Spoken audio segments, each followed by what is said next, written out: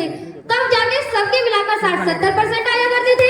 हौसले इतने बुलंद थे, हौसले इतने बुलंद थे कि कभी उदास नहीं हुए। एक साल में 2 भाइयों से ज्यादा पास ही नहीं हुए। घर वालों ने जो पुस्तक एक बार दिला दी, कि घर वालों ने जो पुस्तक एक बार दिला दी, समझो सारी जिंदगी वही चला दी। छोटा वाला भाई कहीं ट्यूशन पढ़ा, पूरा जोर लगा दिया, अगली क्लास में ही चढ़ा। आखिर में आकर नाम ही कटवा दिया। पहली में दाखिला कराया था, 5 साल बाद पहली से हटवा लिया। 12वीं क्लास में मेरे अकेले के 33% नंबर आए थे। घर वालों ने जश्न मनाए थे। जश्न भी कैसे मनाए थे सुनो। जब मैं रिजल्ट देखकर लौटा तो अद्भुत घड़ी थी। बड़ी बुआ दरवाजे पर आरती का थाल लिए खड़ी थी।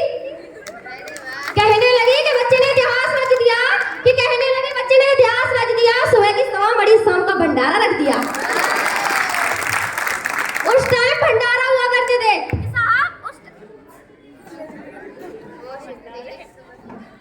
हेलो, उस टाइम भंडारा हुआ करते थे कि साहब, उस टाइम भंडारा हुआ करते थे। अब के बच्चे 86% का भी बच्चे आत्महत्या कर लेते हैं। पिताजी ने 33% की खुशी में पूरे घर में सफेदी करवा दी और मार्कशीट शीशे में करवा कर ड्राइंग रूम में टंगवा दी। बूढ़ी दादी ने तो यहाँ तक कह दिया जब तक इस बच्चे की पढ़ाई चलेगी, घर में देसी घी की अखंड ज्योत जलेगी। ये बात अलग है कि पढ़ाई बीच में ही छुड़वानी पड़ी और 6 महीने के अंदर अखंड ज्योत बुझानी पड़ी। हमारे जमाने के बच्चे पढ़ाई से नहीं घबराते थे। कक्षा में कई वर्ष लगाते थे। कई बार तो सिलेबस तक एक्सपायर हो जाया करता था। बच्चे वही पढ़े रहते थे साहब, मास्टर ही रिटायर हो जाया करता था।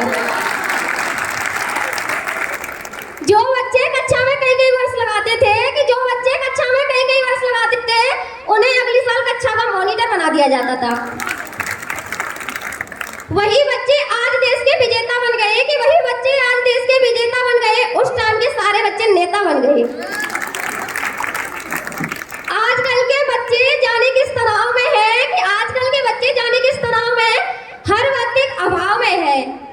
बच्चे का बचपन बस्ते के बोझ तले दब गया कि बच्चे का बचपन बस्ते के